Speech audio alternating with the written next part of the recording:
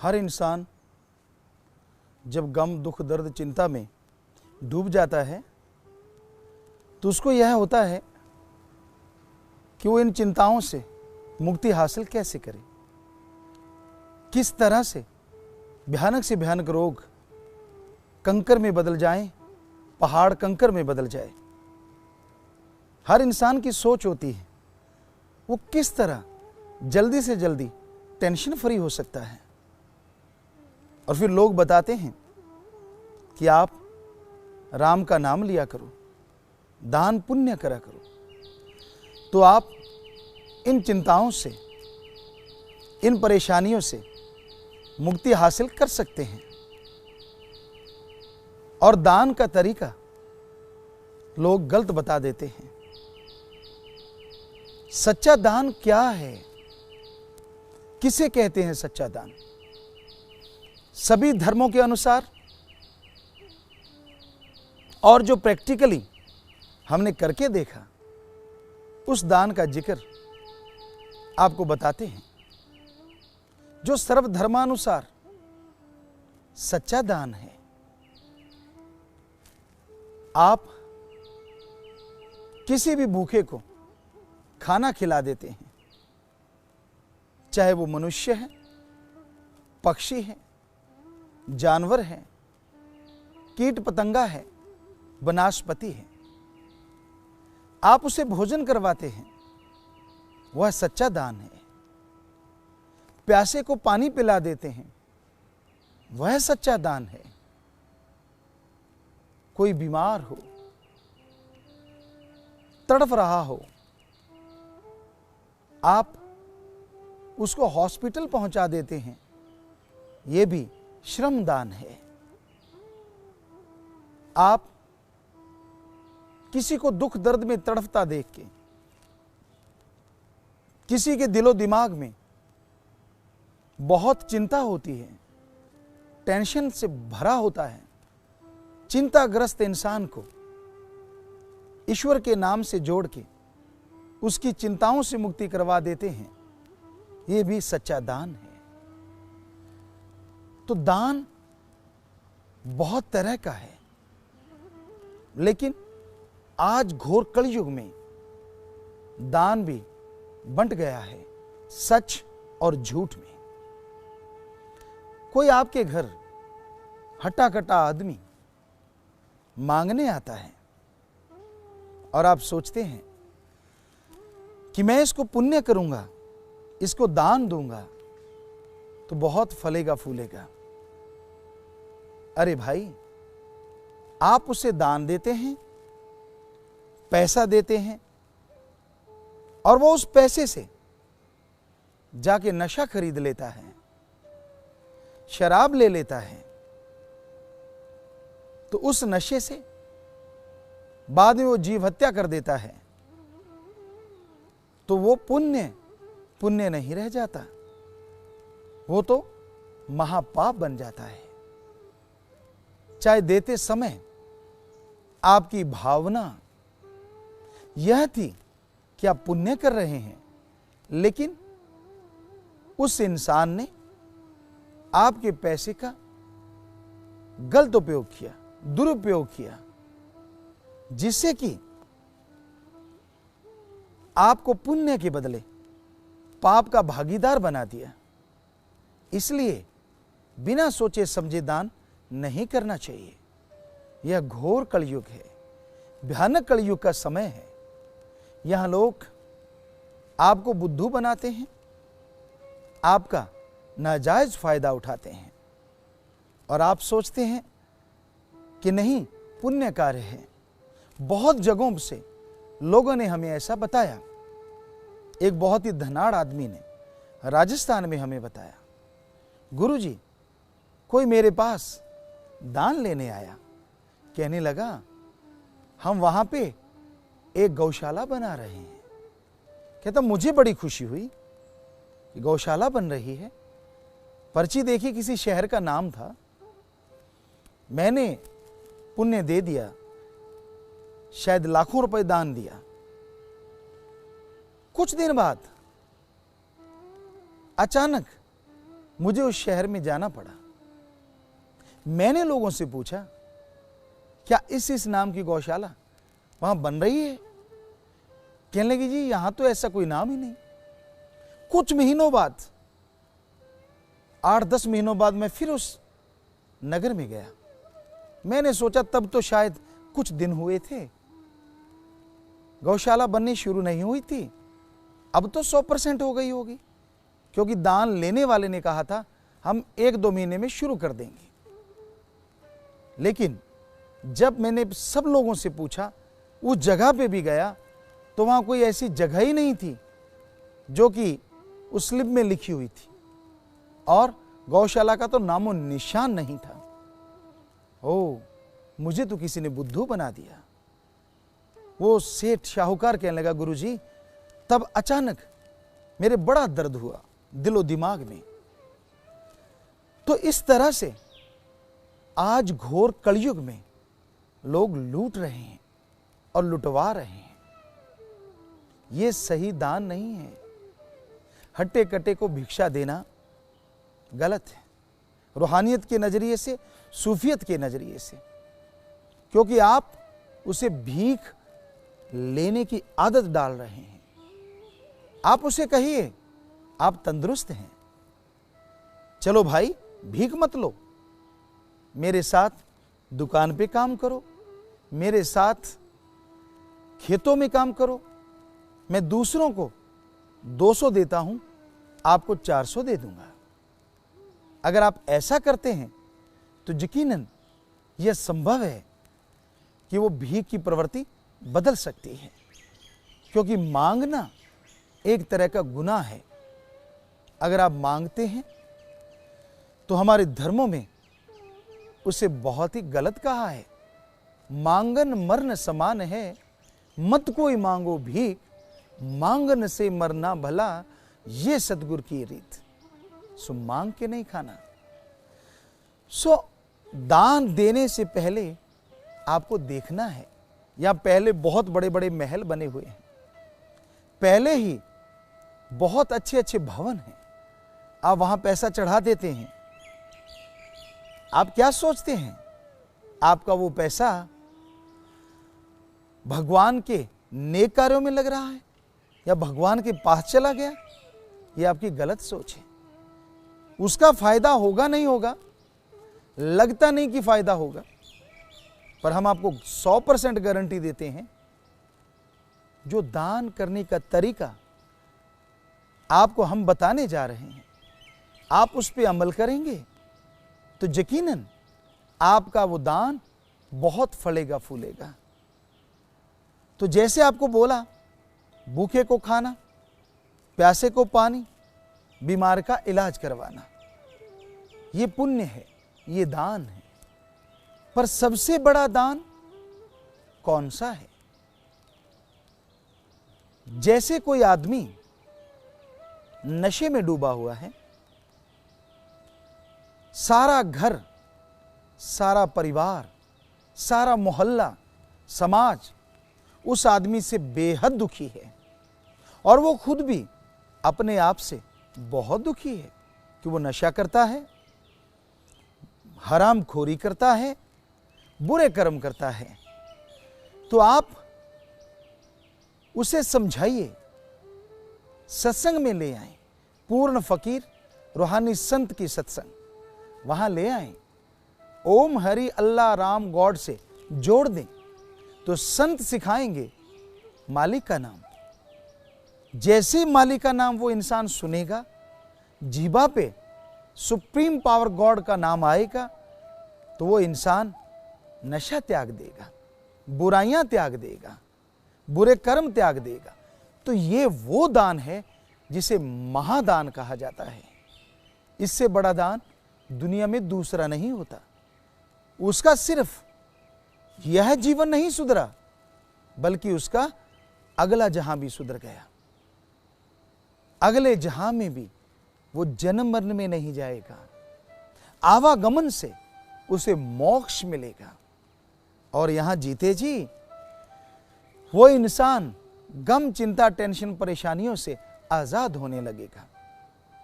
आपने उसे सिर्फ राम नाम से जोड़ने के लिए प्रेरणा दी, या उस गरीब का किराया भर के उसे सत्संग में लेके गए।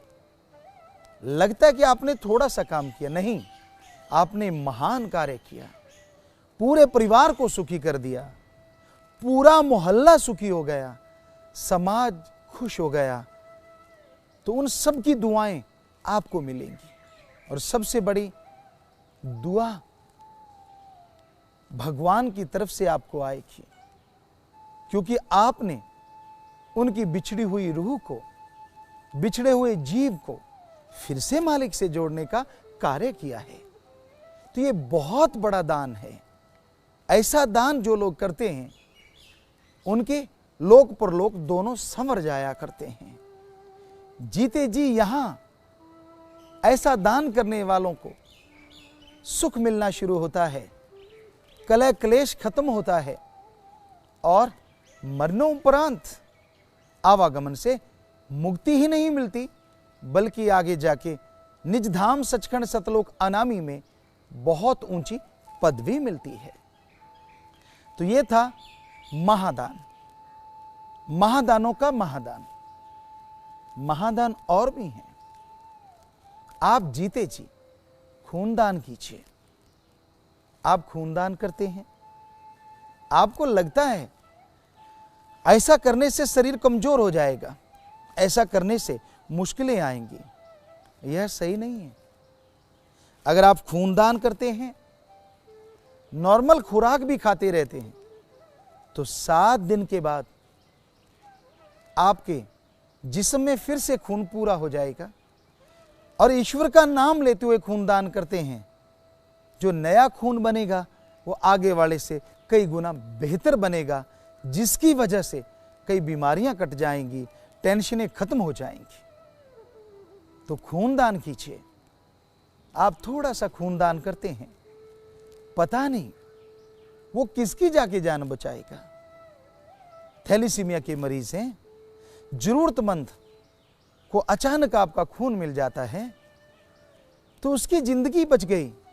तो आपने जो खूनदान किया उससे किसी की जीवन बचता है, यह भी महादान है। किसी की जिंदगी बचाने से बढ़ के महादान नहीं होता। आप जीते जी गुर्दा दान कर सकते हैं अगर आपकी इच्छा हो। गुर्दा दान बहुत बड़ी बात है, लेकिन सावधान रहना होगा। आज के घोर कलयुग में लोग खून का, गुर्दों का व्यापार करते हैं। कहीं ऐसे लोगों के हत्थे ना चढ़ जाना। कोई जरूरतमंद मिले कि हां इसको जरूरत है खून की, हां इसको जरूरत है गुर्दे की, आप उनसे मिलिए, अपना चेकअप करवाइए, तब आप खूनदान कीजिए, गुर्दा दान कीजिए। वरना इस कलयुग में बहुत ठग घूम रहे हैं, बहुत बेईमान लोग घूम रहे हैं, बहुत भ्रष्ट लोग घूम रहे हैं, जिनका कोई दीन ईमान धर्म मजहब नहीं होता। वो जीते जी लोगों का खून लेते हैं, गुर्दा निकाल लेते हैं और उसका बिजनेस व्यापार करते हैं। लानते से लोगों पे, लानते से माँ बाप पे, जिन्होंने ऐसे भ्रष्ट लोगों को पैदा किया। ये कहता है हमारा धर्म। तो खूनदान, गुर्दा दान महादान है। खूनदान करते हैं, ब्लड डोनेट, किडनी डोनेट आप करते हैं, तो सावधान होना जरूरी है। पर आप खूनदान करते रहिए। डॉक्टर साहबान जो टाइम बताएंगे उसके अकॉर्डिंग 3 महीने के बाद या जितना समय डॉक्टर बोलेंगे आप खूनदान कीजिए, निरंतर कीजिए, निरंतर खुशियों से जुड़े रहिए। इसके बाद एक ऐसा भी महादान है जिसको करने में आपको बिल्कुल ही हिचक नहीं होनी चाहिए, और वो है मरणोपरांत शरीर दान या आंखें दान। आप इस दुनिया से चले जाते हैं, पर जाने से पहले आप फार्म भर जाइए कि मरने के बाद मेरी आंखें दान की जाएं। उसका टाइम पीरियड होता है, सही तो डॉक्टर साहबान बताएंगे। मे भी मरने के घंटा 2 घंटे में अगर आंखें ले ली जाएं तो वो पूरा काम करती हैं। निपट अंधे हैं जिनकी पुतलियां सही नहीं हैं। आपका किया गया वो दान उन लोगों को भगवान की बनाई सृष्टि से मिलाएगा। तो ये महादान है। और आंखें दान करने के पीछे भी बहुत सी भ्रांतियां जुड़ी हैं। कई लोग कहते हैं कि अगर आप आंखें दान कर देंगे तो अगले जन्म में आपको आंखें नहीं आएंगी। अरे वाह, कैसी अजीबोगरीब धारणा है ये।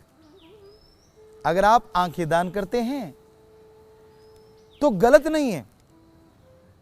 मरने के बाद जब आपके शरीर को जला दिया जाएगा या दफना दिया जाएगा तो भी आपकी आंखों ने या तो जल जाना है या माटी में गल सड़ जाना है।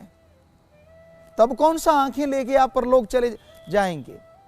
कौन सा आंखें लेके आप अगले जहां चले जाएंगे? आंखों ने सड़ना है या माटी में गल जाना है, उससे पहले पहले अगर इन आंखों को आप दान कर दें, लिख के दे जाएं, आपके परिवारजन आंखें दान करवा दें, तो आपके परिवार का फायदा, परिवार में आने वाली अगली पीढ़ियों का फायदा है। तो मरणोपरांत आंखें दान भी महादान है। फिर आता है शरीर दान। मरने के बाद शरीर दान किया जाए। कई कहते हैं ऐसे तो गति नहीं होगी, ऐसे तो मोक्ष मुक्ति नहीं मिलेगा। अरे भाई, शरीर को चिता पे रख के जलाने से मुक्ति नहीं मिलती। शरीर को धरती में दफना देने से मुक्ति नहीं मिलती। मुक्ति मिलती है जीते जी ओम हरि अल्लाह गॉड खुदा वाहिगुरु मालिक का नाम लेने से। जीते जी अगर आप मालिक का नाम लेते हैं, अल्लाह वाहिगुरु राम की भक्ति इबादत करते हैं, तो मोक्ष मुक्ति संभव है। अदरवाइज मोक्ष मुक्ति नहीं मिल सकती। तो मरने के बाद शरीर जला दिया जाता है, दफना दिया जाता है। जलाने के बाद जो हड्डियां बचती हैं उनको संभालने के लिए भी टैक्स लग जाता है। कहीं आप उन फूलों को, अस्थियों को बहाने जाएंगे, वहां भी पैसा देना पड़ता है। कितना अच्छा हो मरने के बाद आप का शरीर दान कर दिया जाए। पहले आप फॉर्म भर दें, आपके परिवारजन सहमत हो जाएं और मरने के बाद मेडिकल साइंस को आपकी बॉडी डोनेट की जाए, शरीर दान किया जाए। कितने डॉक्टर लोग उस पर रिसर्च करेंगे, कितने नए डॉक्टर उससे अच्छे डॉक्टर बनेंगे और आने वाली पीढ़ियों का वो भला करेंगे। तो आपको आगे दरगाह में खुशी मिलेगी और आपके परिवार को इस धरती पे रहते हुए खुशियों से भगवान लवरेज कर देंगे। चलो, आप अगर नहीं मानते शरीर को जलाना ही है तो उसके अवशेष यानी अस्थियां, फूल आप अपने घर में, एक तरीका है, या अपने खेत में उन अस्थियों को एक गमला रूप बना के धरती में छोटा सा गड्ढा खोद के रख दें, ऊपर अच्छी माटी डाल दें और उसके ऊपर एक पौधा लगा दें।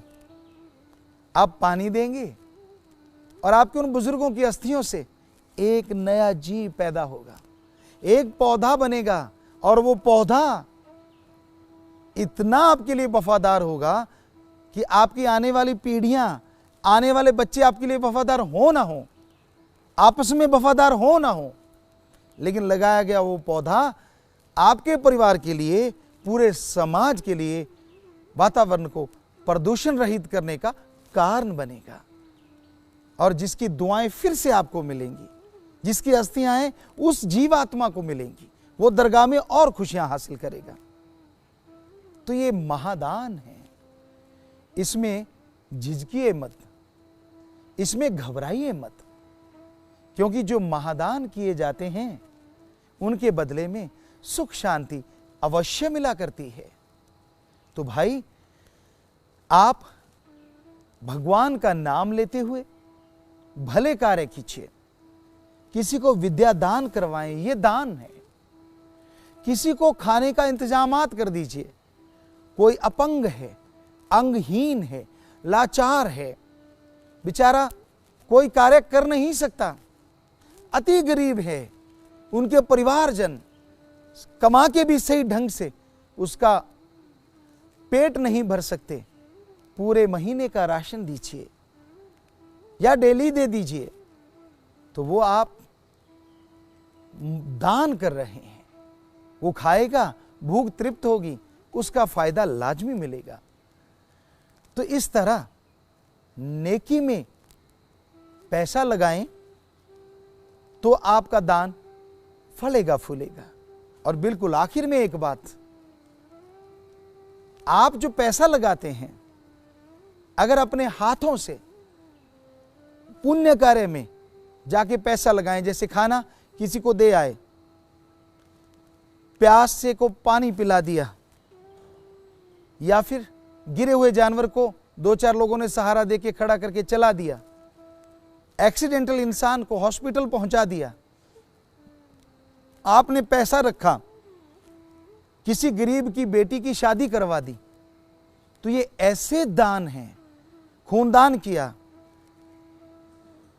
किडनी दान का फार्म भरा, मरणोपरांत आंखें दान, शरीर दान, अस्थियां दान की तरह आप इस्तेमाल में लाते हैं, तो यकीनन ये सारे दान आपको बेइंतहा सुख देंगे, बेइंतहा खुशियां देंगे। और उन खुशियों से आप ही नहीं, आपके परिवार में बहार आ जाएगी और आप खुशियों से लबरेज हो जाएंगे।